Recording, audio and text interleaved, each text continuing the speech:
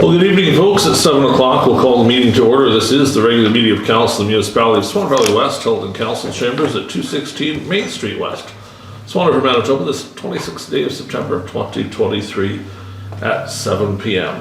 Present this evening, myself, Reeve, Gade. We have Councillors Carrie, Blosha, Kushniryk, Reeve, McGregor, and Byron Zbirun with us. Interim CAO Pat Ellingson is here. Our videographer Jeremy Berg is here, and we actually have a couple folks in our gallery tonight, which is nice to have, one on the phone and one in person. We'll hop into the meeting at 1:02 because we do have a couple councillors absent. Be it resolved that notice of absence submitted by Councillor Neely and Deputy Reeve Burick regarding the regular meeting of council held this 26th day of September 2023 shall be accepted as received. Is there a mover? Councillor Blosha, seconded by Councillor Kushniryk. Any discussion? Call the question. Those in favor? That is carried. Number 2 on our agenda, the adoption of the agenda. Be it resolved, the agenda for the regular meeting of council held this 26th day of September 2023 shall be adopted as presented. Is there a mover? Councillor Zbirun, and someone to second the resolution. Councillor McGregor. Changes or additions to the agenda tonight? Going once, going twice. Hearing none, we'll call the question. Those in favor? That too is carried. We do have a couple things on tap tonight. We have a public hearing at 7:15, and we also have a delegation at 7:25. So we'll skip ahead for now into general business, which, believe it or not, there's no general business tonight under 6. So we'll proceed to 7, and then when it gets to be 7:15, we'll go pick up that hearing.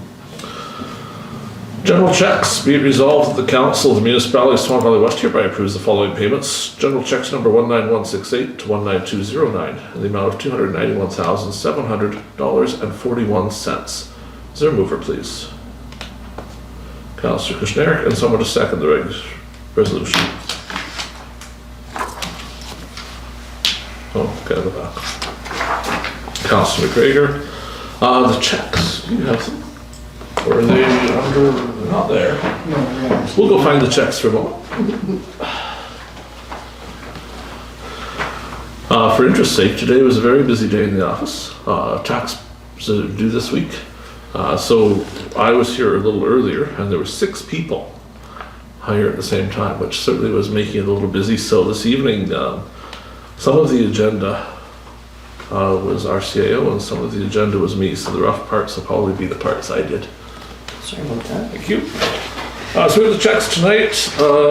Probably the first one people should be asking about is 19189 for Cook Brothers. That one should have some attention to it.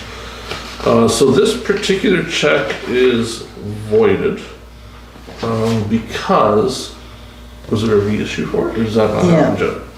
I guess she did. Oh, okay. So the first one was voided because there was an issue with the invoicing. Under our crushing contract, it provides that if we are crushing the location when we're hauling gravel, we do not pay for loading of the gravel for hauling.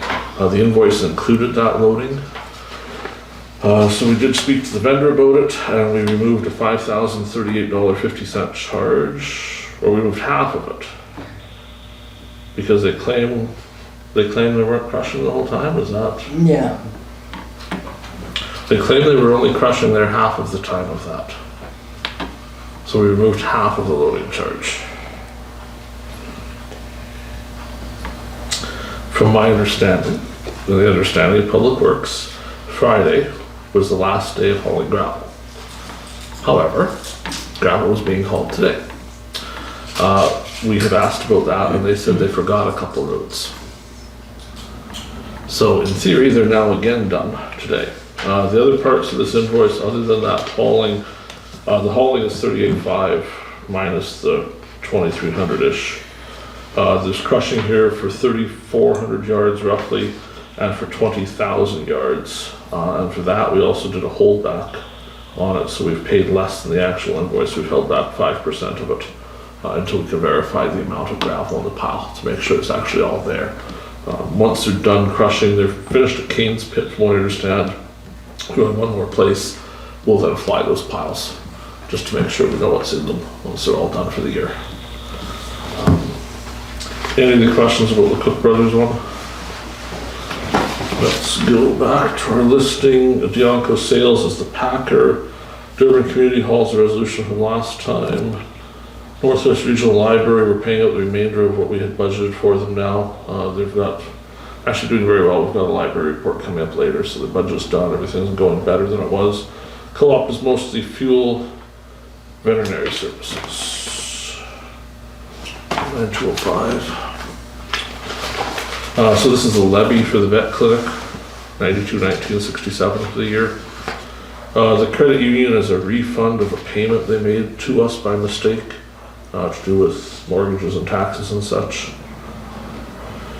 Timbrick is some minor repairs, units 56, 54, and 50.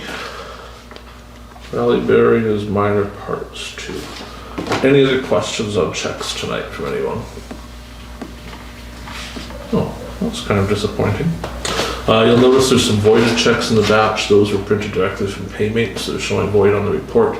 Those check numbers were issued as the checks you see under the contract back pay heading. Any other discussion on the checks tonight? Oh, Chinook is working for us now. Check 19168. I wasn't showing up. He filled in for Lyle for a couple days. He is no longer employed. Okay. Anything else? Hearing nothing, we'll call the question. Those in favor? That is carried. We're going to head back to number 3, seeing how I missed it, the minutes of the meeting. I think you did it. We did agenda. Yeah, did agenda, missed 3. Oh, I thought he... Be it resolved that the minutes of the regular council meeting held on September 12th, 2023 be adopted as presented. Is there a mover? Councillor Kushniryk, someone to second the resolution. Councillor Zbirun. Copy of the minutes are attached to the agenda tonight. Has everybody had a chance to look them over already? Does anyone need more time tonight? No? Any discussion, errors, or omissions that you found in the minutes? Hearing nothing, we'll call the question. Those in favor? That is carried. Let's head back to finance. This feels almost like Jeopardy, jumping around the board. 7.2 payroll checks. Be it resolved that the Council of the Municipality of Swan Valley West hereby approves the following payments. Payroll payments number 174 to 186, the amount of $28,476.68, and contract back pay payments number 19175 to 19182, the amount of $21,508.64. Is there a mover for the resolution? Councillor Blosha. Someone to second the resolution? Councillor Kushniryk.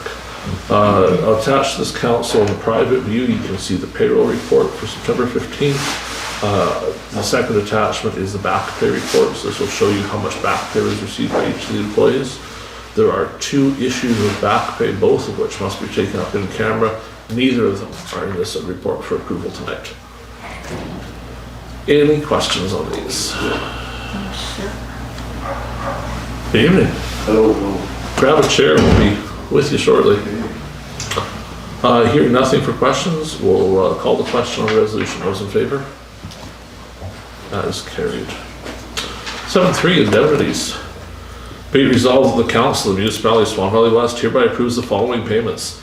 Indemnities for August number 4514 to 4522, the amount of $9,595.25. Is there a mover, please? Councillor Zbirun, and someone to second the resolution. Councillor McGregor. Copy of the indemnities are attached to the agenda as well. I know there's been some people wondering if they can see these. The agendas on the new website are visible, so if you want to head on over to the website, you can see all of these from January on to see exactly what the details of them are if you're watching at home tonight. Does anyone have questions or concerns about any of these indemnities tonight? Hearing nothing, we'll call the question. Those in favor? That is carried. We're still a little ahead of our 7:15, so we're going to head into our discussion items tonight, but we'll break that off when we get to time here. 8.1 Durban landfill closure. Everybody's sitting down, right? So we can provide an update to this. It had been discussed the last couple months exactly where we were at with it. Mr. Yonkers has blessed us with his presence and also with mandatory orders of some sort. They're not written out as orders, but what he's told us is we have until it snows or he intends to issue a fine. His concerns are that the landfill closure was not completed. So there've been some question about if or if not it had been done. He feels that when the clay cap was applied to the eastern portion of the landfill, garbage was allowed to come through the clay cap, and he has pictures of several examples where there's garbage sticking out from the clay cap itself. He claims the clay cap then doesn't count and needs to be redone, so another ½ meter of clay put on top of the landfill. On the western side of the landfill, there's still some trash and some tanks, some various pieces of things. That all must be removed, and then it must also be clay capped. So the agreement we have with them right now is that we're going to have Public Works go in there, remove all the big pieces, try and get this as clear as we can, and then we're hoping to have Mr. Yonkers there in person with the lead hand to walk the site, and one piece at a time say, what do we do here, what do we do here? So we do the minimum amount required rather than just haul off and do the whole thing, because hopefully there's some of it is good enough, we can just leave it be. But the two of them are gonna have to work that out, but unfortunately, he's quite insistent that we take care of it this fall. Which is unfortunate, if we'd known sooner, but I think he kind of assumed we did know from last year when we had so much changeover here, we probably didn't know. So it's causing some We problems. still might have some fill just down the road I that we believe can we use, do, yeah. so that he would like gone, so that would be close and good. Yes, and I think we'll go down that path because there was some discussion originally of just starting to do fill right away. But the thought is, let's get the garbage out of there first, and then have Mr. Yonkers there and a spade, and let's see what's there for clay now. Rather than just assuming the whole site needs to be done again, let's see if there's not some of it that qualifies and we don't have to do. Because I don't really want to go do the first half over again. Go to the thrill me. Unless somebody objects, we're just gonna leave that with Public Works for now to sort on, get some staff out there and make those things happen and figure out a little more what's going on. 8.2 Municipal Board hearing. This doesn't necessarily impact us directly. There was an application for subdivision made to the province community planning. The folks that made that application are not impressed with how that went with them. They have complained to Municipal Board, which is their right. Under the new rules in Manitoba, anyone that's not happy with our decision or community planning can appeal directly to Municipal Board and they'll hold a hearing. So this will be our first hearing, although this isn't our decision being appealed, it's the other department's decision. It will be held on Halloween, October 31st. We are, believe it or not, we are responsible for helping them have the hearing, even though it's not our decision. So we have booked them the Durban Hall. They were hoping for a Swan River venue, but we thought it would be better to put it in a venue that's in our municipality. So we'll hold the hearing at Durban. It's booked for that day, a second day on November 1st if needed, if the hearing should go long. We don't have to do much else except have the hall ready for them, the tables there. They will show up as the Municipal Board, the parties will show up, they'll argue it out. Council doesn't need to attend, do we? I have not been told that any council. If that changes, we'll let you know, but my belief is council doesn't need to attend unless you're interested in watching what will surely be a performance that evening, probably throughout the day, really. We'll see how this turns out. They've also booked Thursday, so they have 3 days booked for this if they can't get done in one day. So they pay the hall? No, Oh, well. they feel that's a municipal responsibility because they're coming here. We were a little surprised also. There was some confusion initially because there was a long email chain of a bunch of departments discussing this. And so we were watching it go on like it was for information. And they're like, well, why haven't you done anything? We're like, well, we aren't a party to this. Why would we? Oh, well, you're the municipality. It's your responsibility to book us a hall and get the tables and make it all work. And probably even get them a microphone and a speaker because it seems to be a thing. So this is for now information. I don't believe there's action, but if there is anything required, we will certainly get back to you on that. Being at 7:14, we're going to jump up to number 4 on our agenda. Be it resolved, the regular meeting of council be adjourned to attend the public hearing regarding the application for variation to the required setback from the side yard from 25 feet to 8 feet on lot 3, plan 1495. Is there a mover for the resolution? Councillor Kushniryk, and someone to second the resolution. Councillor Blosha. Any discussion? Hearing none, we'll call the question. Those in favor? There is Is there a resolution to open the public hearing?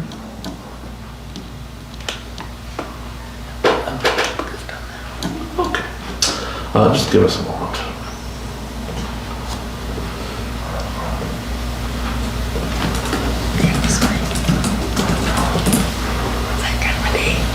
Yeah, it's been a little rough in the office today.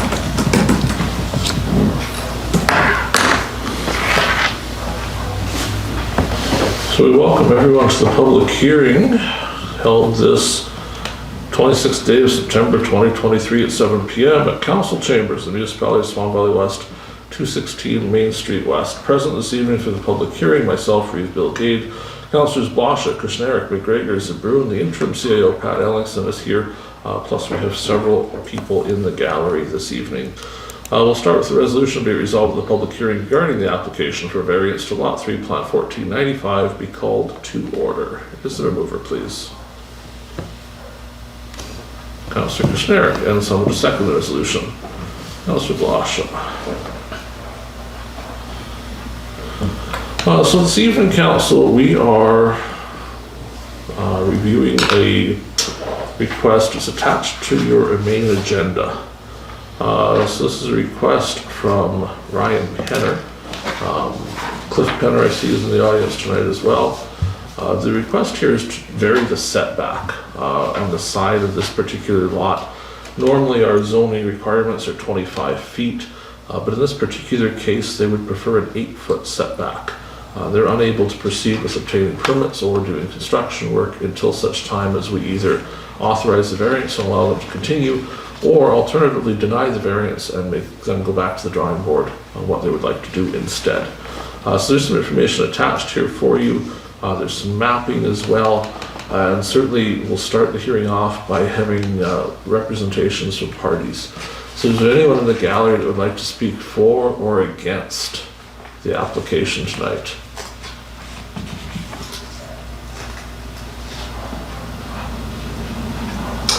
We think it's necessary for us. We'd like to, being the way that's set up there with the house there and the shed behind it, it's just important to us that we can get it at 8 feet instead of pulling it so far away that it's directly behind the house and it's hard to get at the vehicles. And so that's our reasoning for doing it, I guess. Have you heard anything from anybody that thinks it's a bad idea? I have not. Typically, My neighbors thought it was a good idea, so. Typically people who don't like it show up tonight. So the fact they're not here is usually a fairly good sign that everyone's good with it, but just to be thorough, we always like to ask and see. But so Council, do you have any questions? They're both here tonight if you want to ask more about it.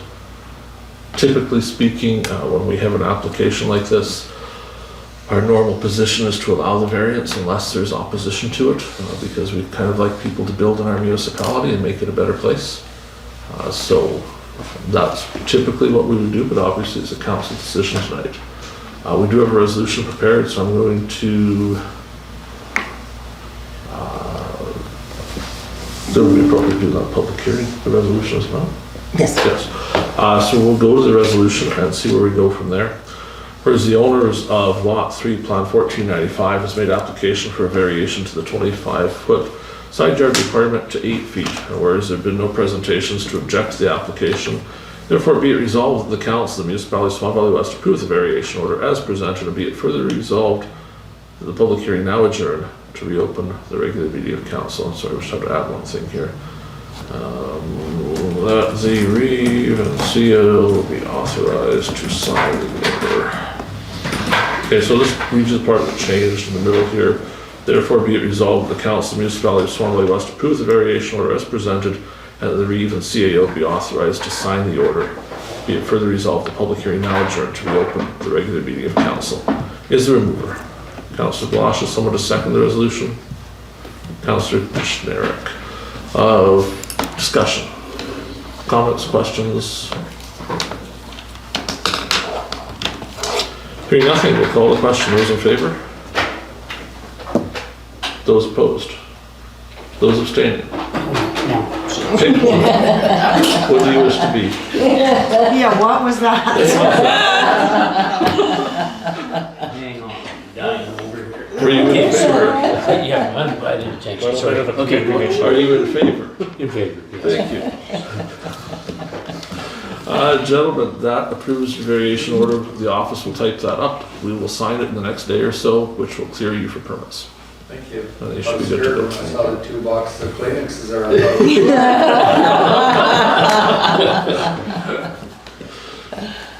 All right. You're welcome to stay for as long as you want to stay. If you want to watch the riveting experience of a council meeting. But you're also welcome to leave anytime you want. I think we'll let them do their thing. Thank you very much. What he meant is they're off to get donuts. Yeah. I'll take one just to. See ya. See you. Folks, if it would please you, there's no requirement to wait until the set time for delegations, so is it all right if we jump ahead to that? So this evening we have Peter here. He is the TDA consultant to Tire Stewardship Manitoba. Peter, welcome to the meeting. We'll get you a chair here. We'd love to hear everything you want to share with us. Okay, Unless you want money, in which case, maybe not. I'm here to see you guys get some. Good job. Yeah. So I was down at Shoal Lake and we had a very nice talk at Arm of Yellowhead. I've done a lot of work with this material at Hamiota back in 2012, 2014, and I've been doing this now since, I guess we started about 2010. So what I was hired to do as a consultant for using tire-derived aggregate throughout Manitoba is to get municipalities aware and let them know what's available. And we have to cut the cost of hauling tires out and hauling TDA in. It just doesn't work. I mean, anything more than 50K outside of Winnipeg never gets any attention. So I got a project going in Gimli, and I got had some at Winnipeg Beach and stuff like that. And what we're talking about, and what I understand is going to happen according to TSM, is that they're going to allow the processors to store tires out in the countryside, process that into tire-derived aggregate, and then apply that for different uses. And the use that is the best return for the money is frost boil repair and prevention. And I've got a couple of tenders here that were let out by the RM at Grainville, which is where I spend my summers. And I know the contractors there. I used to build roads, I ran heavy equipment. I kind of know what's going on. And for 100 yards, give or take, it's actually 113 converted from metric to standard. It's about $70,000. That's to cut the road down, take the top off, put in the bottom 4 to 6 inch rock. Then you go to 2 inch, then 3/4, then 3/8 minus or 3/4 down. That's a $70,000 touch per 100 yards. Now I've got opinions from contractors, and I put together a budget for using tire-derived aggregate. And the way we're doing it now is we cut a trench down the middle of the road. This is the shoulder of the road, this is the middle. We go about 15 feet or 5 yards. We take the center of the road out, we put the good clay on this side, we put the bottom of the road on that side. We go down about 3.5 or 4 feet, depending on just exactly what you find down there. If you find tree stumps, you should get them out. If you find old logs like I used to push in when we built the cross bogs, you should pull them out. Then you put in the tire-derived aggregate. Now to describe that to you, it's the ASTM standard is it's 3.5 to 4 inches wide, can be up to 12 inches long. That goes down in 12-inch lifts. And then you use your track hoe, you walk back and forth about 7 times. It's like pushing down that 4 and 6 inch rock. You're not compressing it. It doesn't compress, but you take the void out of it. It moves around, and With car tires, you're down probably 50%. It's generally where it is. If you're using off-road tires, which you don't have around here in any real sense, it's 30%. So you're going to leave an 18-inch compacted layer of tire-derived aggregate. Then you put the crappy dirt back in. You kind of calculate out that that's going to compress maybe 10%, 5%, depending on the type. Then you put your good clay on top. You cap it, put a nice top on it, and you're done. That road will not let go again. And the reason is pretty simple. Frost boils aren't created by the color of the dirt, because if you notice that in the summer and later in the fall when the ground dries out, that road is rock hard. You can haul all the logging trucks you want over it, rock trucks, grain trucks, cattle trucks, they don't make an impression. What loosens the road up is when the moisture wicks up into the roadbed, freezes there, sometimes 2 and 3 feet thick, and then the water goes down or the frost chases it, but the middle of the road always seems to have the moisture, what they call a frost lens in civil engineering terms. Side melts in pretty quick, but by the time we get into March and April, the middle lets go.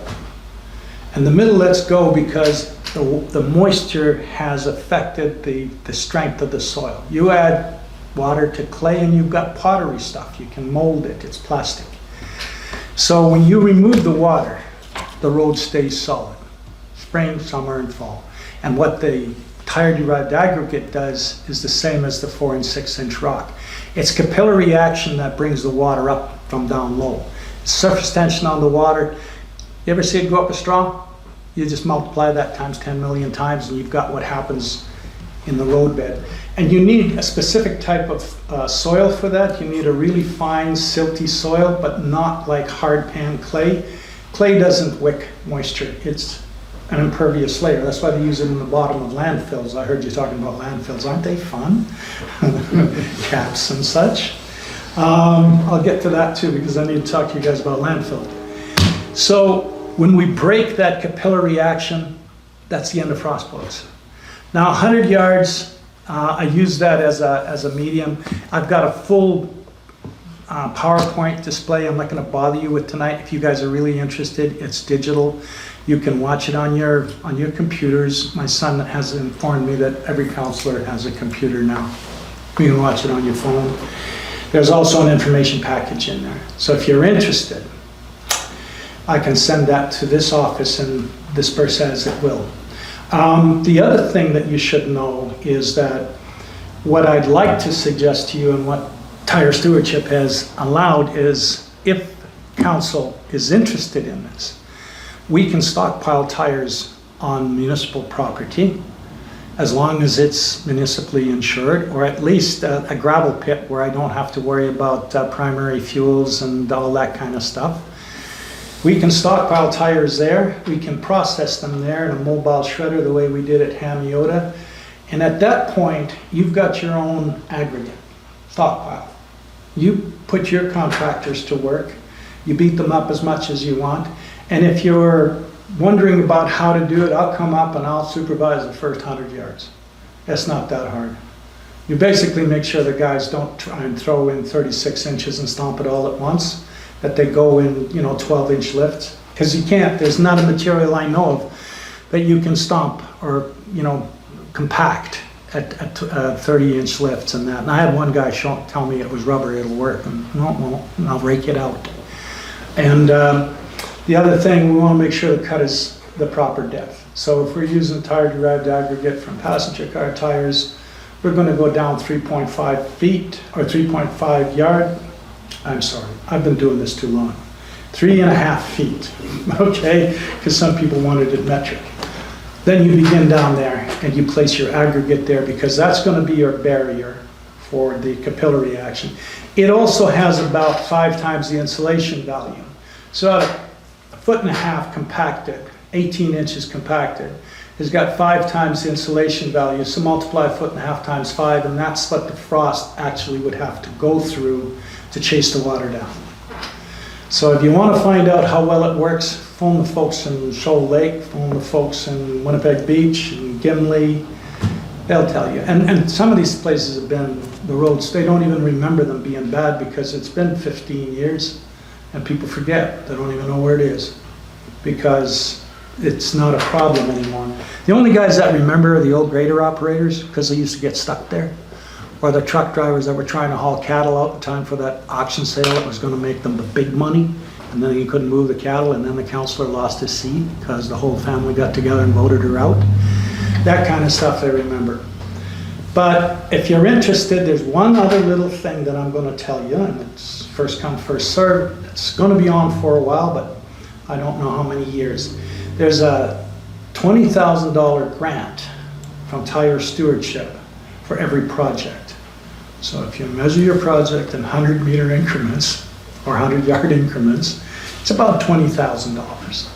It's a 50-50 grant, but the municipality always contributes in terms of oversight, office, surveying, support. You figure out how to put $20,000 worth of expenses to it.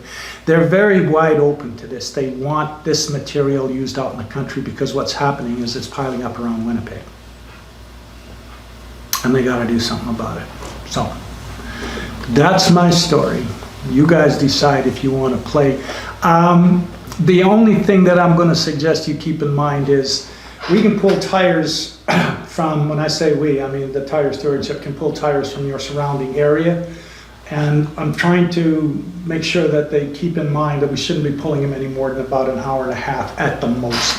Because anytime you pull longer than that, you cut the amount, because you know, all 12 to 15 ton per load, because they're big air biscuits. There's not much to them. There's 25 pounds per tire on average, 20 to 25 pounds. So you can kind of figure out, cubic yard wise, we're excavating 640 some odd yards per 100 meters or 100 yards, because we're going down that deep. And yeah, I can send you the whole schematic of how much TDA you need and the disposition of the dirt. The stuff that doesn't go back in the hole, the contractors love to do contract work, so they're going to say, I can haul that away. Don't. You just put it on the shoulders. A good hoe operator will have that so smooth, and your grader operator will be, you know, cussing you a little bit, but that's too bad. If they want it, they can drag it back up if it's clay material.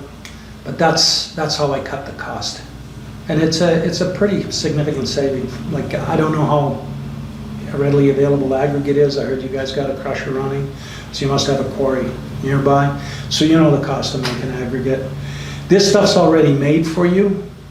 The only thing I'm going to say is for the first couple of years, until there's a run on this, it's going to be a token payment, like $1 a ton.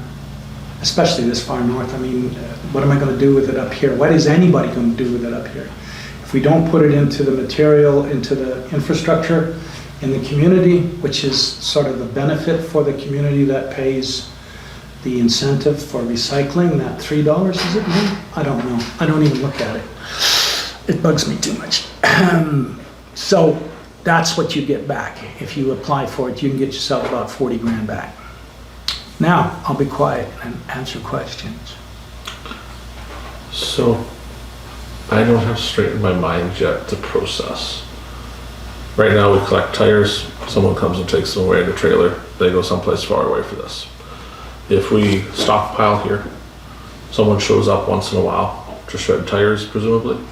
You don't have enough tires here to bring a shredder up. Okay, so what we would do if we stockpile here? So you stockpile your tires, and the dispatch at whatever company is going to do this will get on the phone, and they'll draw a circle around Swan River, and they'll say, okay, this is an hour and a half run. So I don't know if Doffin's included in that or whatever. We'll just pull in enough tires to make it worthwhile. If it's a year or 2 years, so be it. Okay. Then we come in, we shred, and there's a commitment to do this. There's Tire Stewardship holds their feet to the fire all the time. You pretty much have to do as you want, what you were told to do. Then the shredder comes in, process it, and the amount is the weight that has been unloaded at your facility. Now, let's say 500 ton is the minimum, or 250 ton is the minimum for a shred. Most of these shredders are running between 5 and 8 ton an hour. So the crew comes in, it goes out, it's stockpiled, and then when you choose what site you want to do, the process is very simple. You identify the site, you stake it out, you wait until, usually I used to start end of July, early August, depending on the year, as soon as it's dry, because it's when the dirt is still malleable. If you can make a clay ball, it's still a little bit soft, especially in the top part of the road. On the bottom, it's always going to be, you know, you can form it. If the top is too wet, then I leave it a little while. But once that's dry, then you take the top off, you go straight down at 3.5 feet. You put your insulating, what I'm calling an insulating barrier down below, build your road back up, pack it, mark it again so you remember where it is. Right now they pin it with GPS on your phone actually. Works out pretty good. It's really handy, this stuff. And then there you're done. What's happened in the past is that a lot of these places break up every year. It's sort of, oh yeah, I got to get my stuff out. I got to move all my gear before this because the road's going to let go. And what happens if you kind of follow a line that you take the heaviest road use first, the one that they're doing in Gimli, and they're going to do it this fall yet, is the road going into where the septic trucks pump out. That road goes straight to blazes. They did the first part as a trial because they didn't really rubber roads. This is just ridiculous. That was done 6 years ago and it's never let go. So now they're ready to go for the next batch. They got a new administration in and the guy is really tired of towing trucks out of the soup. So we're going to put that last bit in there. Is about 200 meters. So the shredder comes, makes a pile someplace. Who pays who for what after that? That's all paid for by tire stewardship. So that's where I'm trying to go. So we don't pay money to access the aggregate. We just pay the labor and stuff. to place it. Your people don't have anything to do with it because there's nobody who's going to trust untrained labor to work with those machines. That's No, but I mean, once there's a pile of stuff sitting there, we That's have yours. a pile someplace. It's just ours to do with, put it anywhere there we has to want. be a transaction involved between the company that did the shredding and the municipality. So let's say that the stockpile has got a waste slip value, right? Because every truck that comes in, there's got to be weighed. And that has to be registered with tire stewardship and your office. So now we got 250 ton, right? 250 ton has been landed there and it's landed, the last load comes in April, the crew comes in at the beginning of May, it shreds every tire, right? And then when that's done, there's a transaction that happens, you pay $250 to the shredding company because they're getting well paid by tire stewardship. And then we keep the aggregate. That's your aggregate. It is your aggregate to do with as you choose when you choose. That's how it works. And you get paid $20,000 for every project. So do you have any frost boil roads here, folks? Only a few. Yeah, I know. It's the same everywhere. It's the few that you remember. So if we want to do this, what would be our next step? Have a discussion. Tell me if you want the rest of the information package. Okay. And then, because it's late in the season, I'm working for tire stewardship because nothing's been done. And they dragged me away from the golf course and my fishing because I actually do believe that it's a well worthwhile endeavor. I owned OTR Recycling. My crews used to come up here and pick up tires and we hauled off out of the mining country. And then I sold the company and they all just kind of left the north alone. They left everywhere alone, and there's now only one company in Manitoba, and they have their handful. When I quit in 2017, I sold my company. It was 11,000 ton total for the province. It's 18,000 now that they know. That's 2022. I'm laying even money, it'll be 20,000 ton in 2023. And it's just a matter of economic activity and trucks hauling and all this kind of stuff. It just seems to be a gradual progression. The North American rubber industry, it calculates 1.3 tires per person in any given population in the developed world. That's Europe and North America. Does anybody else have questions?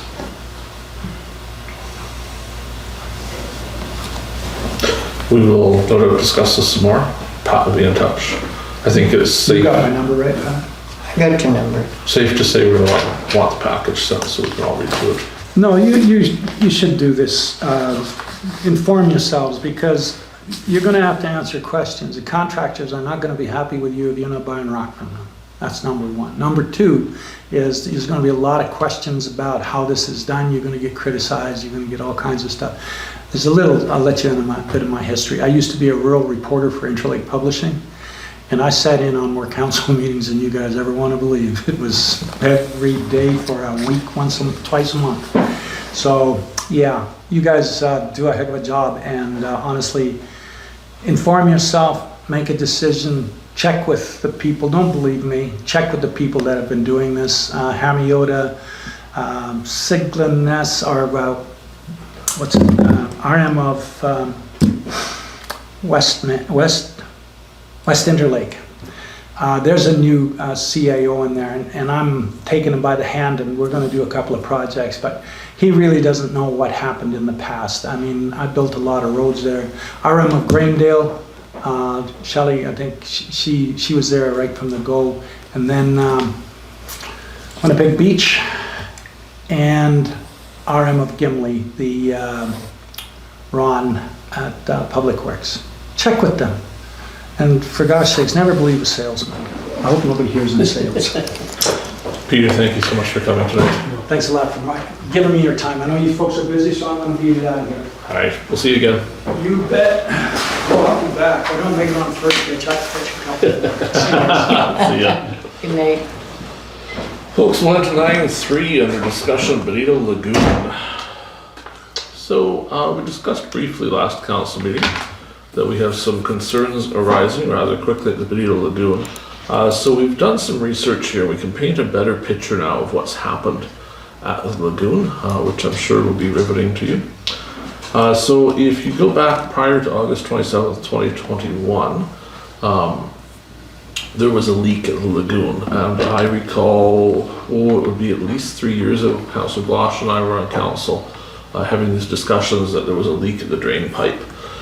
So work was going to be undertaken to correct that. The first attempt at it didn't go so well because the contractor came out and found out that we did not have the permits required to do the work, so they went home. We then obtained the permits. Part of that involved having to have an engineer say it should be done, which was J.R. Cousins. They came back and did the work. We have looked into it. The lead hand has spoken to them some. We've also looked to the invoicing. It is the belief of everyone that at the time the valve was changed. What has been discussed many times in many ways is, what does changing the valve mean? Does that mean the entire assembly was changed?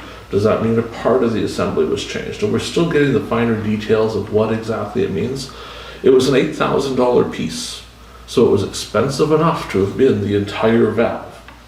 What we know is the leak continues. So we have here an August 27th, 2021 letter from J.R. Cousins saying that they came and looked, but that they could not detect a leak. However, extensive vegetation hampered them from being able to see if there was a leak.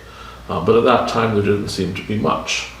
They said that the folks from Manitoba Conservation and such shall look at it again and see what was determined. Then we fast forward to the November 23rd letter, also from 2021. This was addressed to former CAO, Mr. Webb, indicating that the Office of Environment, whatever they are, has conducted effluent sampling. The test was performed for compliance inspection to determine if the leak was eliminated at the shutoff valve. That letter indicated the leak remains visible and appears to originate from the discharge pipe area. Samples are submitted for analysis. They confirmed chloroform that it was definitely lagoon discharge. The effluent was visible throughout the entire discharge route heading northbound. Therefore, Swan Valley West is required to retain the services of an engineering consulting firm to conduct further assessments and investigate the source of the leak. The engineering report and notice of alteration for repairs must be submitted for approvals no later than January 2nd, 2021. The letter, you'll note, was dated November of 2021. So the suspicion is they actually meant January 2nd of 2022, but that's not actually what the letter says. We can find no evidence that further engineering work was done. I've spoken personally to the engineering firm. They confirmed that no further work was done. This letter, I don't know if it ever went to council. I certainly never saw it at council. There's a good chance it never arrived at the table. So I don't think this is necessary. Council chose to not do anything. I think they're probably unaware of this particular requirement, which finally explains why Mr. Yonkers is so incredibly mad at us right now. He claims we've been ignoring this leak for some time, whereas we say we've never even heard there's an issue, but apparently we did some time ago. He is requiring this be fixed before it snows, or he wishes to issue compliance reminders in the way of findings to encourage us along. Earlier today I did speak to J.R. Cousins about this. It's taken us some time to dig this out, but we have it now. They are preparing a quote to come to look at the lagoon. It is the strong feeling of several of us that have looked at this that the valve is leaking. There is about 10 gallons a minute coming out of the discharge pipe. It is hard to imagine that flow rate is leaking through the berm, and not only leaking through the berm, but leaking into the pipe at some point and then coming out the pipe. If it was really a berm leak, you'd expect it to come around the pipe, not through it. To come through the pipe would have to be broken, and it would have to found its way into the pipe to come out. We think that's unlikely. However, Mr. Yonkers isn't in a good mood right now because of the length of time that's elapsed after the mandatory requirements. So he is not willing to discuss anything other than an engineering report. So the engineer doesn't want to come until the vegetation is removed, which was supposed to be removed a couple of years ago. So the next day or so, the lead hand and myself, and perhaps Councillor Kushniryk, if he brings his hip waders, are going to go and spend a little time determining how we're going to remove this vegetation in the leak area. The moment the vegetation is removed, the engineer can come and start looking at this. In the meantime, we have purchased some blue dye. Enough blue dye to turn us all into Smurfs. It's in my van. We are going out there. The process for emptying cell 2, a pipe comes out of cell 2 to a manhole. The pipe continues to a valve. Then the pipe continues out as the discharge pipe. Our belief is it's that valve. Mr. Yonkers feels it isn't.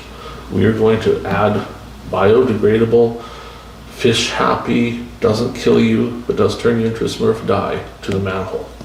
Immediately prior to the valve, we're then going to monitor the discharge water.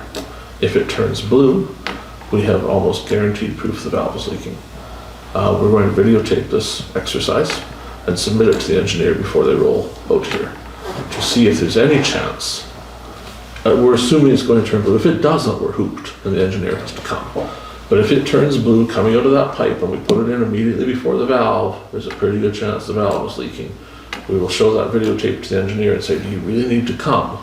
Or can from this videotape you just charge us a couple $1,000s to say the valve is leaking? Until the engineer provides an answer, we're not able to obtain a permit to dig. The moment the engineer says, I think it's the valve or I think it's something, we can then obtain a permit, a contractor can come, dig a hole, and we can start investigating in person what the problem is. My guess, just a guess, is that something with that valve assembly has cracked in the frost and the water's sneaking by the valve somehow. Something's gone wrong there. It is a substantial amount of water coming out of that lagoon right now. It's not a trickle, it's a garden hose or more coming out constantly. So something is very wrong in there. And if it was really a berm leak, we should see some slumping by now. We should see something happening there other than clean cell 2 water coming out of the discharge pipe. We should be seeing the berm collapsing. We should see something else going on with the amount of flow there is. I still think it's the valve. I could easily be proven wrong, but we're going to test for that the next day or so and see if that helps the engineer along to maybe try and limit the cost of engineering. And then we also have to make plans to get that vegetation out of the way, probably yet this week, and then get the engineer in here the week or the week after to have any hope of doing this before it freezes. So, questions? Comments? Anybody want to volunteer to put the Smurf-like dye in the hole? Because I'm afraid we may turn very blue during this process. Is it powder or liquid? It's liquid, but it's like sludgy liquid. It's 1 jug of it is enough to turn 1 acre-foot of water blue. An acre-foot is, the size of an acre, 1 foot deep of water. We have 2 jugs of it just in case the first one doesn't do the trick. But I think the first one's going to do the trick.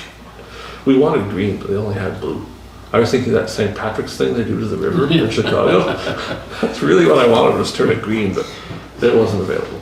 So when are you gonna do, when do you think you'll be doing this? I'm hoping tomorrow or the next day. Can I come and watch you turn blue? Oh, yes. You can pour the blue. No, well, no, I want to watch it. No, I think, I think the 2 of us are gonna go, we'll take you with, and we'll see if we can get Scott out there too. Okay. And maybe a tool to open the manhole, so we're not trying to pour it down the little thing, get it open, dump it in there, and then we're gonna videotape from the moment we dump it in there to see how long it takes to come out, in hopes that it comes out right away and we can say, we know it's the valve. Because the valves will be way cheaper to fix than if the liner's gone. Am I the only person hoping somebody maybe doesn't quite hit it, but almost hits a deer tonight and the lid pops off? No, I'm the only one. Yeah, well. And you call yourself a counselor. I know, I was coming with that. If you like, I can give you the dye tonight, you can transport to keep me safer. Any further discussion on that? Cheers, this could be interesting. We'll move Are to you, 9. gonna get maybe some coveralls, those biodegradable white things for putting on, What would be the fun of that? well, okay, yeah. We shouldn't get wet unless one of us pushes the other. Yeah, yeah. Okay. Councillor Blosha, do you want to attend to just in case? Sure you want to come, Bill? Okay, 9.4, website request tracking update. As promised, Swan Valley West has a new website. You're greeted now with a photo of Councillor, smiling rather nicely at you. The website's been moved and everything is working.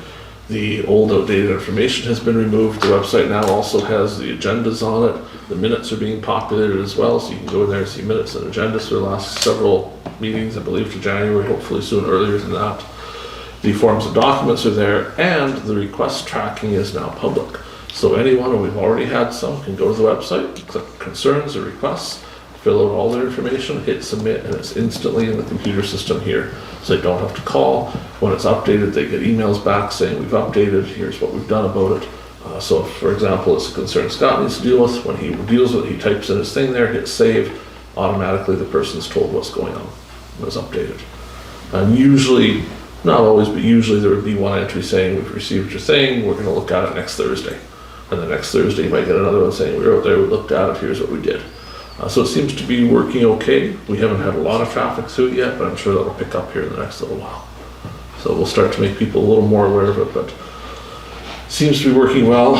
We will be doing training as soon as tax season ends here for the office staff to be able to put their own notices in, which is going to save us some money in the end. There's an invoice coming next meeting for, again, several $100s just for updating little bits of the website. So that's going to end as the staff learn how to do it, and should be a good thing. Any questions on that? 9.5. This is an interesting one that you may have to stretch your head around a bit. So this is a request from the Swan River District Resource Council.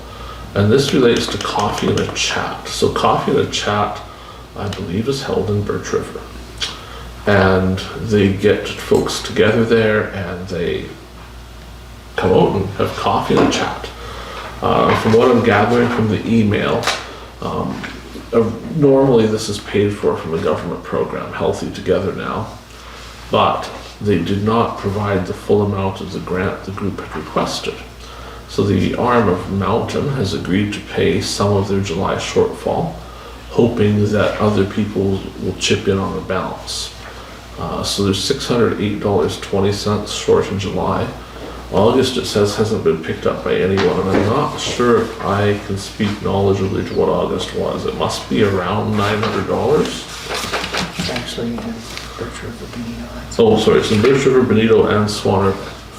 So that's why they paid a third, no doubt, is a third of the program happens in Birch River, a third happens in Benito, and a third happens in Swan River. That makes more Okay, sense. that makes more sense, Yeah. because at first I thought you said it was all in Birch, and that didn't make sense. The budget amount was $1,310.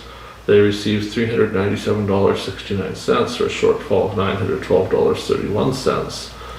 And they're curious, this is an email, another email that's attached here that's sent between us, Alberta Chartrand Friendship Center, Town of Swan River, Minnetonka's Bozeman, and Arva Mountain. Is it possible you could chat amongst yourselves, share the shortfall of July and sponsor the August sessions? So essentially, if we were to do something for them, what they're asking for is a third of that 912.31 and a third of the 1310 from us. Then there is a second, well, there's a sheet here that sort of explains what it is. And then there's a second additional information pack that provides for details of the grant they got, the costs to run the program, what they spent money on, everything you could ever want to know, copies of receipts and such, showing how they spend that money. What is the will of council? Do we want to provide some funding?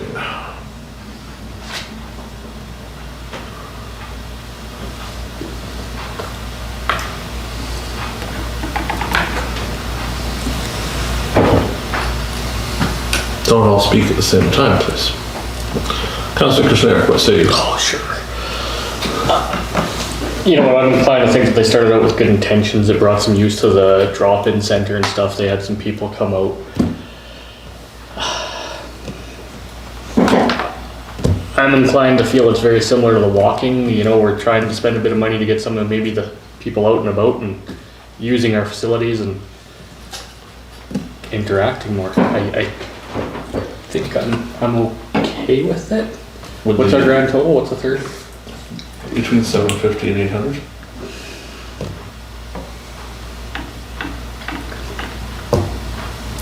Yeah, I think a mountain can do what we can do, you know? It's, I would say Mountain only did a portion of July. So that would be $300 and something. What I'm getting the 750, 800 from is also a portion of August. So is your feeling just July or also August? Is it that much a month? It's $13.10 a month.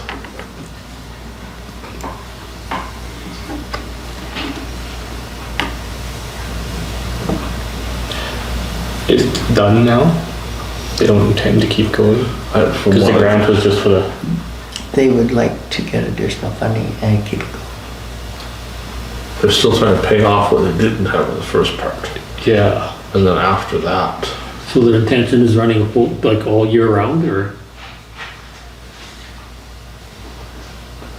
She didn't say exactly right. That's the curious part, because then it would be Like, 300 some a I'd month. like maybe a little bit more information then, I don't know. I know you tried to get it, I see that. Yeah. it's a valiant try, but it's very hard to follow the information we've been provided. Yeah, that's what I see that you tried to get the information. Yeah. We could invite them over to talk to us if that would help you with your decision. They're saying that they would like to apply for another grant for September to March of next year. So since they've applied to other grant agencies to continue the program, but in need of bridge funding for part of July and August. So in theory, September to March will be paid for by somebody else. Hopefully we can secure the funds for future. And then after that, it's kind of up in the air. I'd like to give benefit of the doubt that it was well intended with no, they didn't foresee this was gonna happen. Maybe we take care of the 2 months. I mean, if you read No this, commitment. there's a lot of information there that they're giving to people, you know, like, maybe if I would've attended, things would've worked out different. I spoke to someone from the drop-in center, and I think I realized now this must be the program they were speaking about, because they were telling me about a program going on there that did all of these things, and I didn't connect that was this, but it must be that's what they were telling me about, and they're very happy with it. Did They had you people include coming in. that in what you Yeah. copied? Yeah. The poster. Councillor Zbirun, what are your thoughts? I kinda think we should do it, but Councillor McGregor. I think we should do it, but that's for 2 months they want. per month? Yeah, so roughly, say, call it $800 is what we're talking about.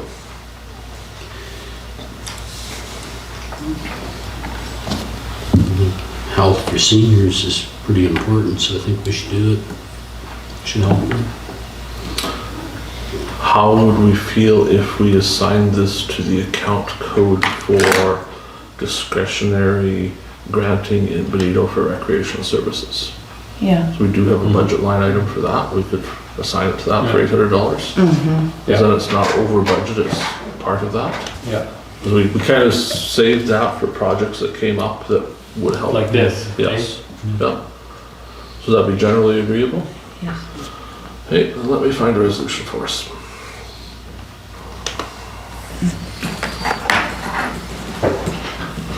Whereas the Swan River District Resource Council has scheduled activities for seniors in the valley, providing many with an opportunity to get together in a social setting.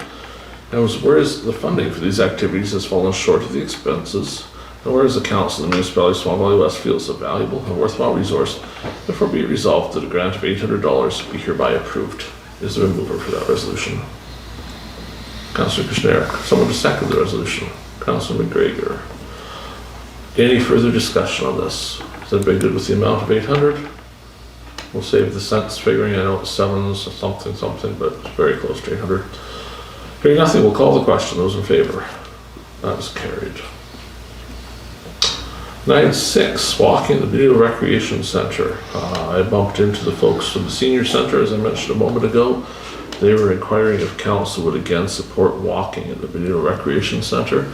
You may recall that last year there was some concern over a $75 a month payment that the Recreation Center wanted for the seniors to use the facility. The seniors felt they weren't able to come up with the $75. So again, this program was specifically spoken about during budgeting when we set aside that little bit of money for recreational programming in Benito on an application basis. So we weren't just writing the check to anybody up front, we were holding the funding for when it was needed. So that is where we would assign this if we did it. What's the thoughts on council? Should we be approving the program again for the 23-24 season? Cost is about $75 a month. We think it could be 80, but it'll be roughly 75. And I would assume it will likely go. Last year was only a couple months because it was towards the end of the season. This will be more. This will be 5 months, probably maybe 6. Basically, when there's snow on the ground, they walk in this rec center instead of slipping and falling on the ice. I see a lot of nods. Will be a resolution. Be it resolved that council will support the seniors of Benito, provide funding for the 2023-2024 walking program at the Benito Recreational Center. Is there a mover? Councillor Zbirun, and someone to second the resolution. Councillor Blosha. Any discussion? Hearing none, we'll call the question. Those in favor? That is carried. 9.7, Benito Fire Hall replacement. Passed a resolution at our last meeting approving a grant application to go forward. It's due the 6th of October. Tonight, attached to the agenda is a copy of the blueprints for the Minneota Fire Hall. This is the fire hall that the Benito folks have been looking at. They've spoken to them many times. This comes from the architect of that particular fire hall. The architect has also provided to the department a partially completed grant application form, as well as a few paragraphs of advice on the grant application process. They note that this particular fire hall cost a little under $600,000 to build a couple of years ago in Minneota. There had been hope that they would price out what this hall is likely to cost now. They have, but the architect indicates that they're not sure how Minneota was able to build it for less than $600,000. They felt it should have cost far more to build in the first place, but it did not, which was likely a matter of them carefully managing and looking after the project and perhaps, I'm not suggesting nickel and diming, but being very mindful of what they were doing and not wasting money on it. The architect feels that at current build prices, and this isn't just an increase from then, they felt it was $1 million hall then, but they built it for $600,000. The current suggestion is that these plans would result in a $1.25 million fire hall that should have a 25% contingency for other works outside of the building, be it site preparation, approaches, water pipe, the type of stuff that happens after you build a building. which would bring that cost somewhere to the neighborhood of a little more than $1.5 million is their estimate. Now, there's certainly those that believe in Benito that what Minneota could do, we could do as well, and it would be a far lower build cost. So tonight we're here to discuss the concept of, do we submit these plans, possibly with some language that says these are not final plans, but here certainly is a hall that meets the requirements of what the grant asks us for. And do we then submit that rough estimate, and then should we get grant approval, finalize this some more with an eye to making this not be a $1.25 million fire hall? Is there anyone here that believes we should have a $1.25 million fire hall? Okay, that was easy. What is the most we think we're comfortable in spending? Where does this thing need to come down to for us to be happy about doing it? Presuming we get a third from the province, we might get half, but let's assume third. What kind of money are we comfortable with spending? Obviously, it doesn't have to be cash out of the bank. We could debenture this, we could do a variety of things. But it would be helpful as this grant gets written for us to have that goal in mind of where we're going to. Thoughts?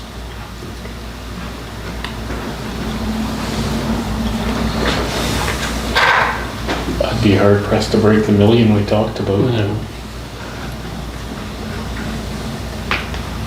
Are we thinking a million is okay as long as it's under $1 million when we're done? So if we spend $500,000 and the government grant is, what, another $250,000?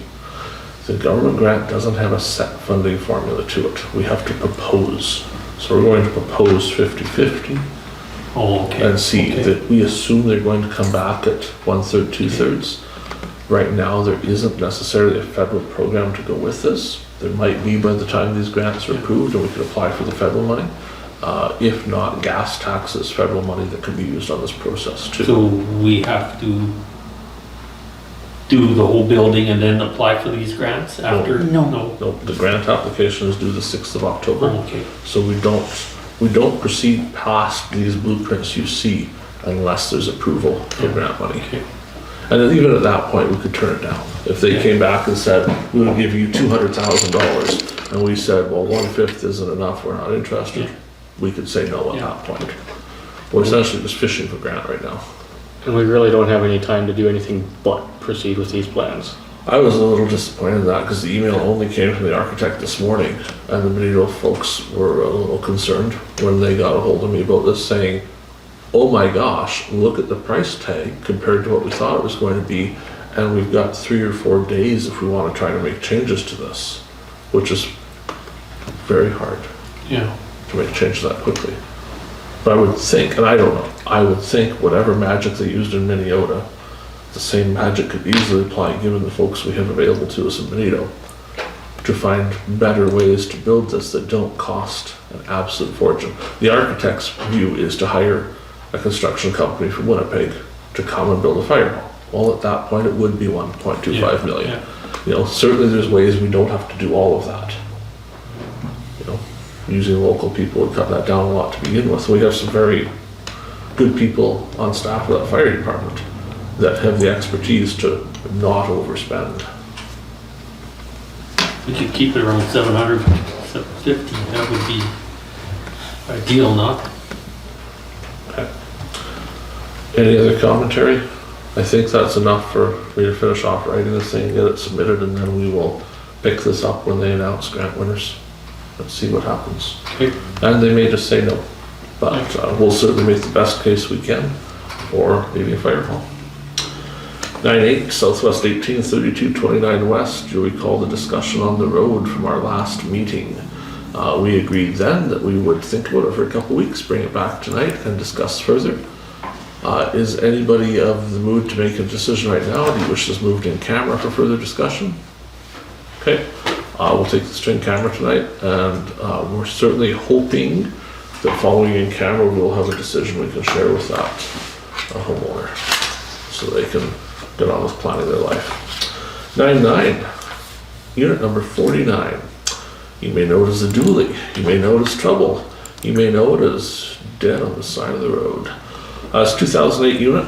It's a Dodge 3500, 5.7 Hemi engine, 6-speed manual transmission. Odometer is at 183,523 kilometers. The transmission is in 3rd gear. And it's staying in 3rd gear. It will not come out of 3rd gear. You can put the gear shift in any other gear. It stalls the truck except, well, it says for 5 or D, whatever. I guess 3rd. It won't move. Won't stay in 3rd gear. Pops the clutch is released. Transmission is noisy when in neutral. So the first part of the thing is the transmission's dead. If you haven't picked up on that, it would need either a new transmission or a rebuild of transmission or something. Issue number 2, truck is using 1 liter of oil per 1,000 kilometers. Very sluggish, check engine lights on, power steering. Intermediate speeds and slow speeds, just above idle, seems to have a battery, or is intermittent, sorry. Battery draining draw issues, the truck sits for a week, has to be boosted. Public Works has not begun repairs on this unit, given the substantial list of defects. The question to council tonight is, do you wish to undertake repairing this unit, or do we consider this the end of the road for it? I'd recommend end of the road, but if anyone really wants to fix up a project for council, we could probably dump a pile of money into this thing. I got LKQ just to check for if there was a cheap used tranny. There's nothing in North America with them. So then you're looking at thousands for a tranny. Okay. We will not worry about disposal right now. We'll just get it parked someplace. I'd certainly like to see us send this to auction in the spring. It'll fetch a couple $100 at auction, I'm sure, for someone that thinks they want to fix up a project, which would be a good spot for it, especially if we tow it there. Having said that, we have been using that truck. We were using it for north mowing. It has a sub tank in it to fuel that mower. Spare parts are carried in that truck to the mower. So I guess what I'm hinting here is we need to figure out if we are looking into replacing this unit, or if we're informing Public Works they're short a unit and they need to make other plans. Budget-wise, the only question the budget provides an answer of is that you could go into planning for next year. But there really isn't a spot in the budget today that I could point to and say, here's a solution for this problem. Well, I think they're gonna be without a truck for a year. What do you think? Okay. Well, it's not like they're gonna be fueling the mower up past November. So Yeah, that's No, right. we're coming They don't into need, its down and those season. are seasonal operators, they don't even need a truck after them, so. Okay. I'd say right now, it's, gotta figure it out. So we will communicate to Public Works that the truck is parked. We'll likely remove our 2-way radio from it, salvage anything that needs salvaging, with an eye to authorizing it to go to auction in the spring. Yep. We got a couple $100. Or scrap, whatever. Yeah, we'll have someone figure out which value is gonna be more. If it should be scrapped or if we should send it to auction. Spring auction usually goes high. I'm thinking somebody might pay $1,000 for an auction, thinking, oh, I can fix this. And if they really, Yeah, that's Right. true. That's fine. That's true. Yeah, really. That's- What's the worst that can happen? It's not gonna That's sell. the truth, yeah. the yeah, worst and that then can you just call the scrapper to go pick it up. That's right. Yeah, And in fact, it doesn't need to be taken there anymore, That's right. because it's a virtual auction. Yeah. It can be photographed where it sits. right, And put in the auction. Okay. agreed. 9/10, the August 10th fire report. Council discussed this in open some, then we discussed it in camera some. We asked staff to have the fire chief provide more details of the event. So we'll start out here in the open. We may need to take this in camera. There's a fire August 10th. It was at 283727 Northeast, 283727. It was a grass fire. Our bylaw provides that if you don't have a burning permit and a fire gets away from you, there are some charges for you. Council was asked to authorize staff attempting to collect those charges. We had questioned, how did the fire start? What happened? Was this an accident or was this somewhat intentional? Fire chief indicates that a grass fire was started by burning of garbage. When the fire chief arrived on scene, they found a fire along the bush line, a creek bed on the south side of the property. The Wildlands truck was ordered to attack the fire at the top of the hillside. Pumper 1 was deployed forestry lines to attack fire below hill level. Pumper 2 supplied water to Pumper 1 and returned to station when the tank was empty. When Pumper 1's water supply was deleted, forestry lines were switched to water supply from the homeowner. Once the fire spread was contained, the truck's out of water, the department was released to return to station. The depth of the pile did not allow for complete extinguishing. The owner was tasked with fire watch. Department left 700 feet of hose, nozzle, and connector to aid in fire watch, all of which was to be returned to the department. Incident time was 1.72 hours. No permit had been issued. There was no fire guard in place around the burning container or burn area. The fire had run into garbage and other items dumped over the slope of a small ravine. Water was available, but equipment was insufficient to properly protect the area. They had no fire hose. The owner was burning a multitude of fertilizer boxes in a metal container. The fire started when heat and fire from the container set dry, tall grass ablaze, which was around the container on fire. There's some photos provided for council as well. So I would suggest that it would meet all of the qualifications for our bylaw to proceed on to enforcement action. Is there any concern with doing that tonight? Or do you want to have further discussion in camera? Or is this cut and dry enough that we just simply send it to staff to issue the fine? Well, we asked for the, Yes. and we got it, and now we know that's what we. And our concern had been that perhaps, they had a small burning container, it was a small fire, and something really unforeseen happened. But I think from the report we're seeing tonight, it indicates it was likely some negligence involved.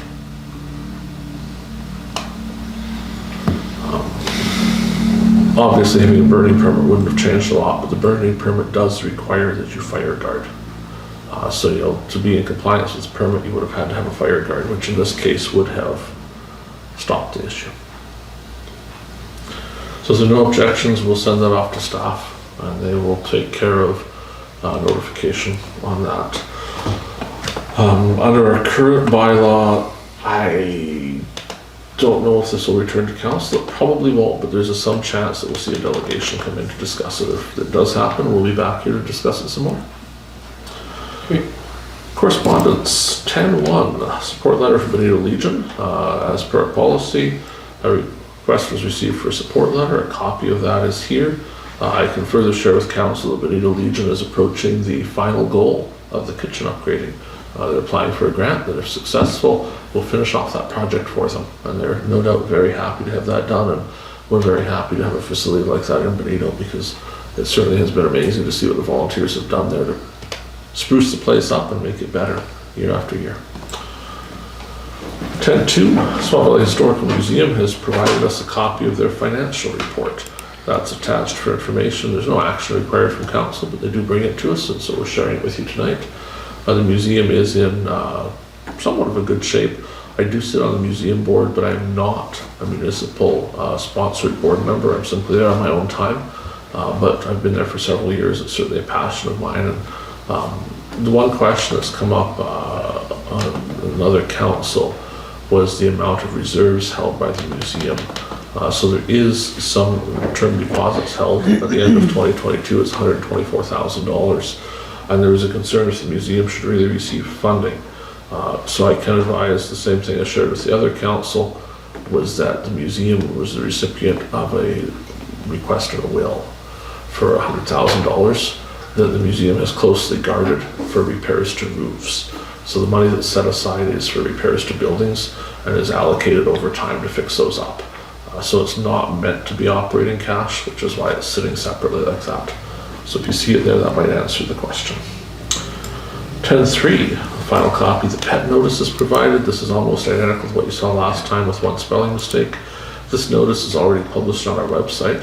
Print versions of it will be in mailboxes in the next couple of days in the Benito, Durban, and Kenville area to, again, give notice to the pet owners of what we expect from them, not only this winter, but at all times, and give them a little bit of leeway of a week or two to bring themselves into compliance if they're not, before we come out and do some enforcement action.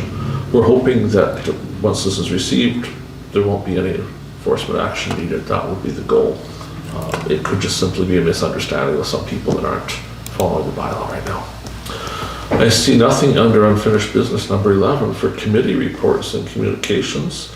You'll notice I've attached a few things there for my report, but we'll start with Councillor Zbirun and his report. Nothing, pretty quiet. Councillor Blosha. I just had a health foundation meeting, not much to report there. They went through the audited statements and then that was it.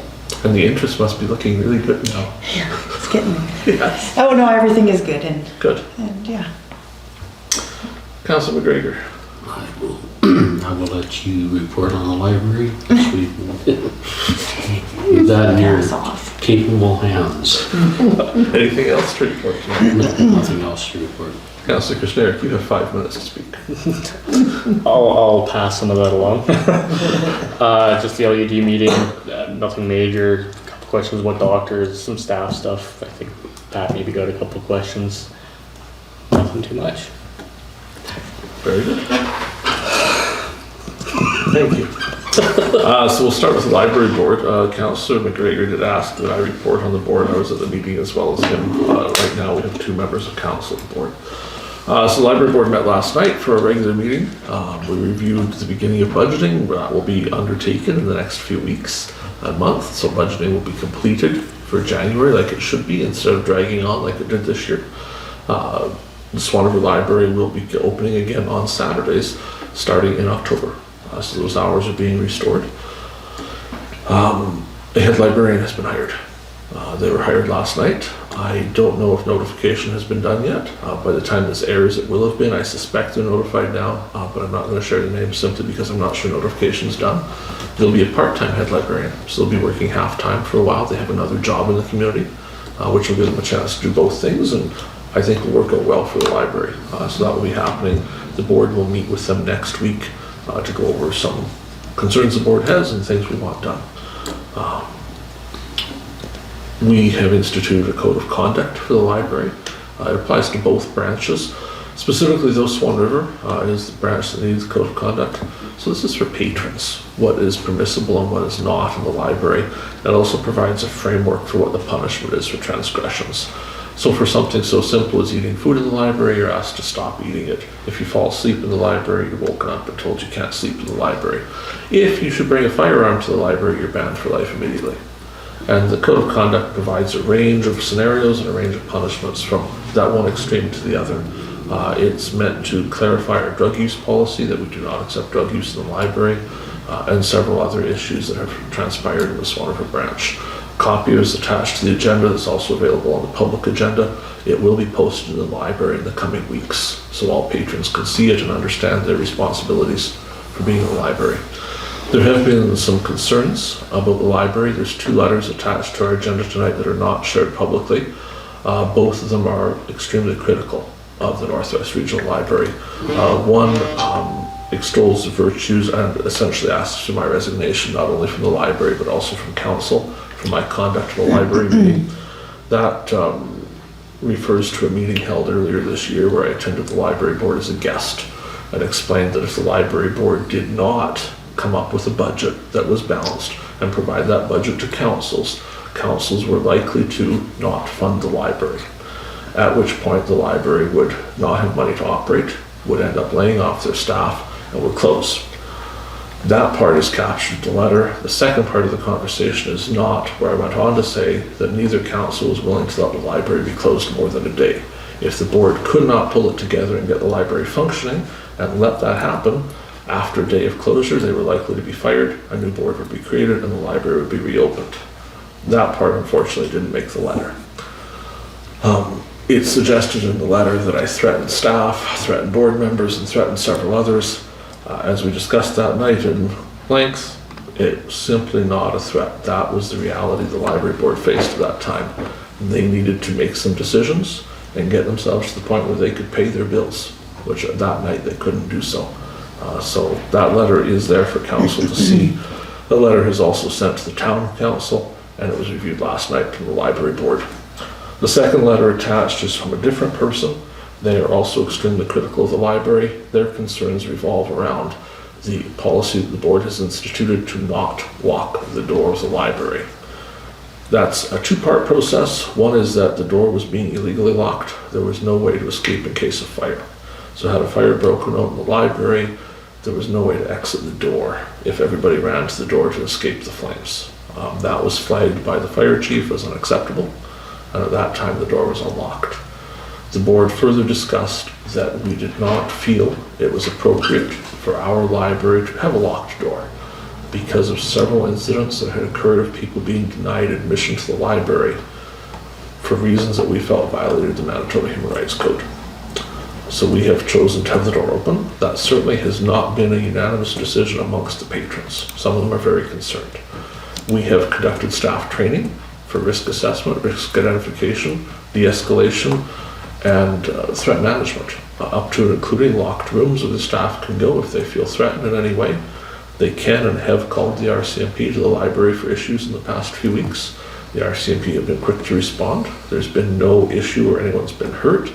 Probably none of the issues have really been to the level of even a strong threat, but they felt more comfortable having the RCMP attend to deal with it, and they did that. There have been strong concerns at the library about drug use. There have been incidents occur in the last couple of months where people have attempted to use drugs in the library, and probably more than attempted. They've attended the library, used drugs in an enclosed place, the public washroom, and then didn't come out for a while. We have made clear to the staff that it is not their responsibility to know how to use Narcan. It is not their responsibility to go into the locked washroom and get somebody. Their responsibility ends at monitoring if somebody's been in there a long time and calling 911 for assistance. If they wish to do more, they can, but we don't expect it of the staff because that's not really what they're there for. We have instituted policy where the washroom is for patrons only. So you'll see signage at the library now that says there's no public washroom available. However, if you're a patron of the library and ask at the desk, they will let you into the washroom to use it. So moms with kids, really anyone is welcome to use the washroom. What's not welcome is walking straight in the front door, walking straight into the washroom without anybody knowing you're there, and perhaps dying of an overdose. So we're trying to limit those threats while still making sure the library is usable. Key or you'd be It's letting, yeah, locked there's and nothing limited. wrong with that at all. So, the letter also probably becomes rather racist at times as it discusses those people versus us real people that use the library. So I just urge council to take that into consideration. There's some strong feelings there. The letter also contains several threats. So the letter indicates that they should hope that council will take action on this, and that if council fails to take action, they're likely to write letters to the newspaper, they're likely to bring delegations to bring their point home. I did contact the letter writer. I spent about a half hour on the phone with them to hear their concerns, so they could feel more heard than the letter. The conversation was far and beyond anything that we should have to deal with as members of council. I didn't hang up on them because I didn't want to be that person, but I lost track of the name calling and the swearing that was in that. It was extreme, which makes it hard to take the rest of the letter seriously, honestly. But in any case, the letter's presented for you because we do own part of the library, and you should be aware there's concerns there. So, the board reviewed that letter as well. In both cases, the letter writers will receive a correspondence from the board indicating the letter's been received and reviewed by the board, and we appreciate them expressing their concerns. Any questions on library board? Sure.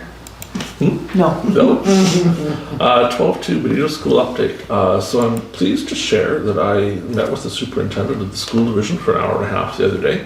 One of our topics was the future of Benito School, because near and dear to our heart is maintaining a school in Benito.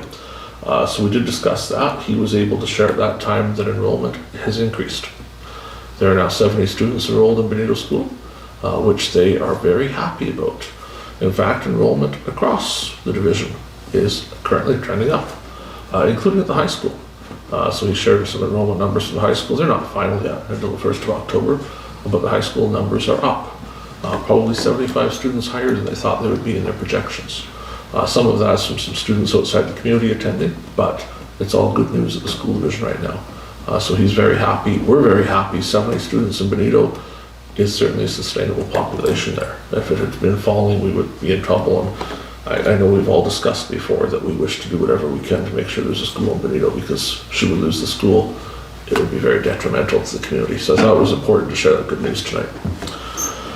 I can further share that last Friday night, members of the Medical Professional Recruitment and Retention Committee were in Steinbach for a retreat of future medical professionals, their resident doctors. In some cases, some of them actually are doctors already that attended, but most cases they're residents with either 1 or 2 years left in training before they're ready to settle and practice somewhere. It was the first time in a while, if ever, that we've attended that retreat. So there have been times when a few residents would come to Swan River on a program, but this, we actually went and spoke to every resident at the University of Manitoba. It was mandatory attendance for residents under the program, so they had to attend or they would not graduate being a doctor, which was nice to see them. I'm sure they appreciated seeing us. Certainly there were a few that signed in and left, but I spoke to the team extensively since their return. At this particular retreat, we had the new Explorer passes, so there was the opportunity for the team to provide basically an all expenses paid trip to Swan River Valley to try it out and see if you liked it here. We've gone, as I've spoken before, from simply financial incentives towards the idea of finding some place you love to be, and that this is a great place to love to be. I can share that 16 resident doctors have expressed interest in attending the Swan River Valley, several of which had not considered here before, but liked what was shared with them, and liked it to the point where they wish to come here for a weekend and explore. So some of those doctors or future doctors will be contacting the committee, and while they're here, we'll be doing facility tours of the clinic and the hospital. Some of them may choose to come on their own and simply see what the community is like as an outsider just walking in. So certainly we'll see some strangers in town, but they were very happy. The committee also is able to share that of all communities in Manitoba, the Swan River Valley was the only community directly represented at the retreat. They spoke to several other reps there. There were some clinics represented. Doctors Manitoba was there as well. Doctors Manitoba indicated that Swan River is doing far and above more than other communities. And I say Swan River, but we mean the greater Swan Valley. The committee is comprised of all 4 municipalities. So certainly good things happening there. There is 3 people on that list the committee has identified as likely to locate to Swan River. One of them has some old family ties, which could help out. We'll further explore some incentives for them, but there are a couple doctors that are very, very interested in what they saw. So we're hoping that bears fruit. Our goal was 1. If we got 1, we consider that a complete success. So certainly at this time, the fact we have 16 on the list, we have their names and phone numbers and email addresses. Efforts will go on to romance them, as it were. One did indicate, well, her friend indicated specifically that while the friend is married already to a farmer, her single friend has decided they would very much also like to be married to a farmer. And they're currently looking for a single farmer, perhaps in the Swan River Valley. So if there should be any watching the meeting tonight, there's a doctor looking for a husband that likes the idea of farming, and certainly should you have land here, we would have another doctor in our community. So we laugh, but that is the very real reality we face. Social connections like that are likely to get us doctors. So that's what the committee's been up to on that. I alluded to earlier, tax season is afoot in the office. It's extremely busy the last few days. That will continue this week. So our apologies from office staff to council for anyone that has requests pending that simply aren't being dealt with. It's been insane here as we collect taxes. Today, about $500,000 of tax revenue came through the door, and all of that was receipted, and the people all helped. Unfortunately, at times there's a bit of a lineup, but we'll get through that this week. Friday will likely be the worst because taxes are due Friday without penalty. After that, there'll be penalties applied. So, a question that has come up from many individuals that I will share here because I'm sure you are as curious as I am on the tax statements this year. Swan Lake appears as a special service type debenture thing.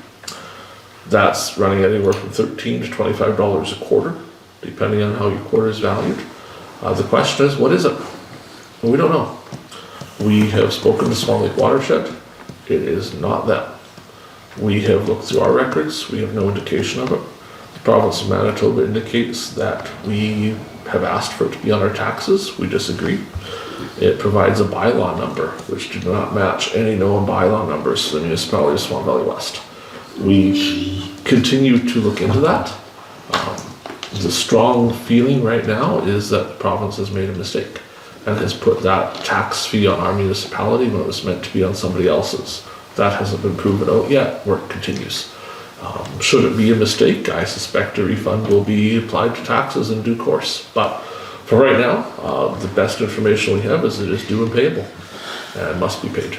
But like they say, between $13 and $25 for the average property. So it's not a huge amount, but certainly we are as curious as everybody else why it's on the tax bill. But the province indicated that they feel it's there correctly. We'll put some more effort into that as soon as we're done the rush here. On the water billing front, water bills are out for third quarter. I can confirm that there are again issues, but far fewer issues. We're headed in the right direction. I'm aware of 2 or 3 where the billing is not quite correct. We have been chasing that issue to see what it is. The issue appears to stem from water meters having been changed without being properly updated in our database. So in one particular issue, a manual red meter was changed to an automatic red meter. The computer program knows that the next reading should be in sequence. So it flags things when they're not correct. So someone, when that happened, should have gone into the computer and said a new meter has been installed, it's starting at 0. That never happened. So while the new meter number is there, the reading, of course, the computer says something's very wrong here and flags this as a problem and shows negative consumption in that particular case of 400,000 gallons, which was then way back when manually corrected. And those manual corrections have caught up because it was done a year or more ago to cause more problems now. So we are working to resolve the couple bills that are impacted by that. And credits will be issued. In the one case, there's probably a credit coming for 25,000 gallons of water. But that's just how it is. It might be more. We'll be in touch with the affected homeowner on that. There's also commercial property. Burrito's a non-profit. You folks may have already received calls on it. They have an extremely high water bill. Initial review is that it is correct. It appears those meter readings were right both times, but we're still looking into that, and obviously at this point also looking into possible leaks or something that could have caused this. We have been through the system much more in depth than ever before. We now have the ability to find out what the meter actually says compared to what the computer bills, which isn't always the same. There's some rounding, there's some weirdness goes on at times, but we can pull up those raw meter readings. So in the case of that non-profit, we're able to look and see exactly what did the computer see when it talked to the meter as compared to what went on the bill. And in that case, it's the same number. There was no adjustments made.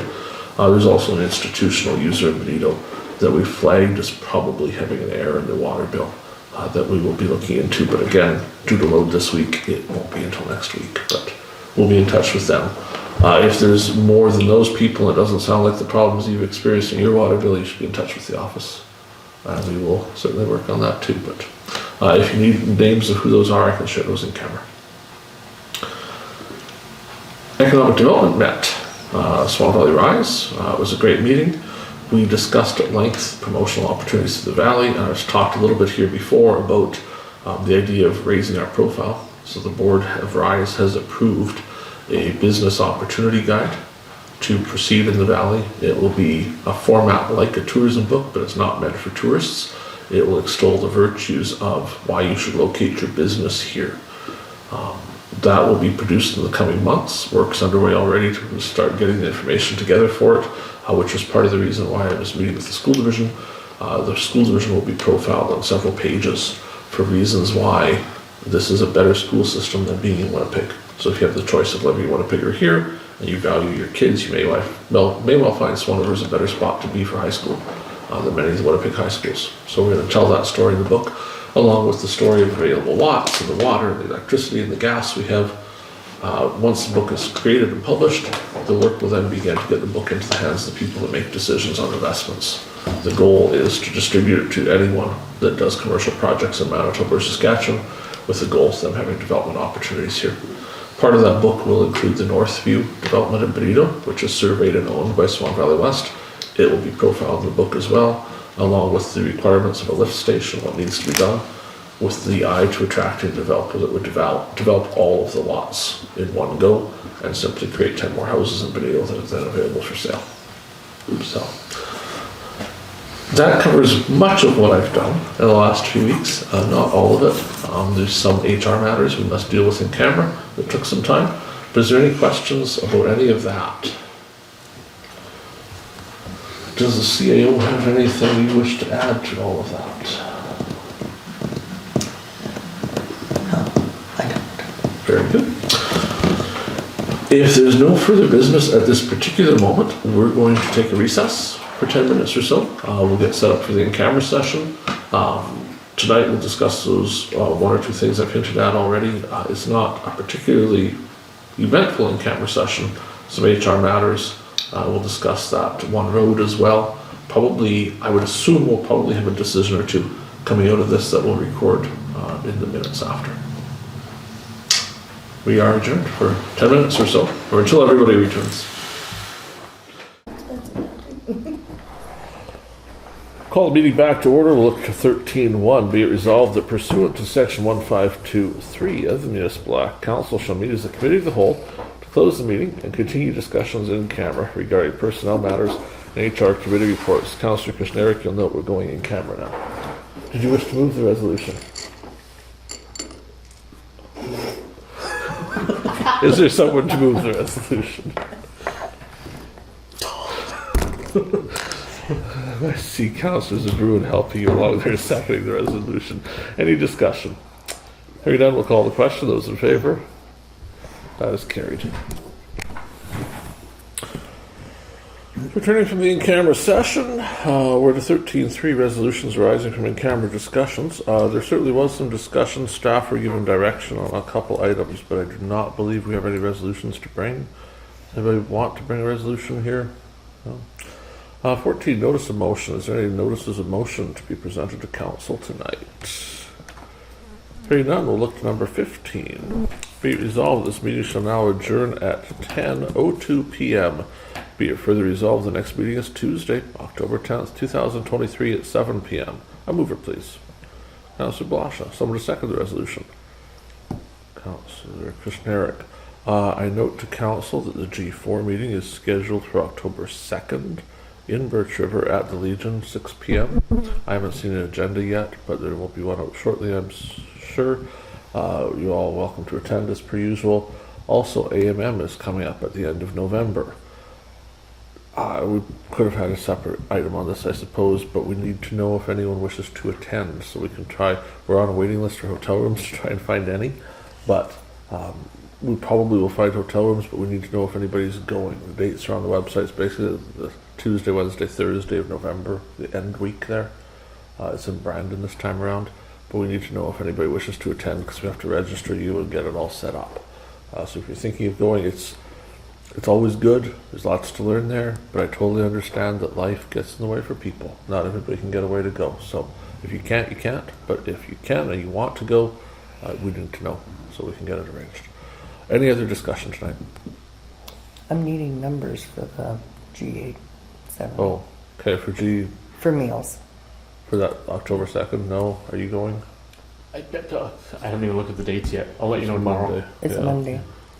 Probably It's this Monday. I'll look tomorrow. Alright. Yeah. It's Okay. the second. So if those Holy that, crap. if those aren't sure, please speak to the CAO the next day or so, And no for AMM as well.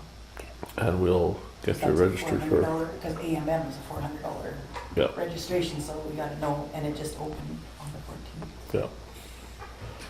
Yeah. Anything else? Call the question. Those in favor? That is carried. We are adjourned. Thank you for a good meeting tonight.